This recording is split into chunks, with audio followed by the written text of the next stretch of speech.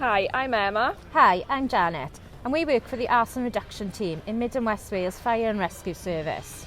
Fire can cause wildlife to be burnt, dehydrated or malnourished and can take away their natural habitat. Especially in urban areas where green land is sometimes scarce. Gall y difrod I dirwedd gyfagos a'r effaith ar gynefinoedd a bywyd gwyllt fod yr un mor enfawr, ac yn aml, nid yw hyn yn cael ei ystyried. Efallai y byddai anifeiliaid mwy yn gallu dianc rhag llwybr y tân, nid yw anifeiliaid llai fel gwiwerod, llwynogod, llygod a llyffantod bob amser yn gallu gwneud hynny.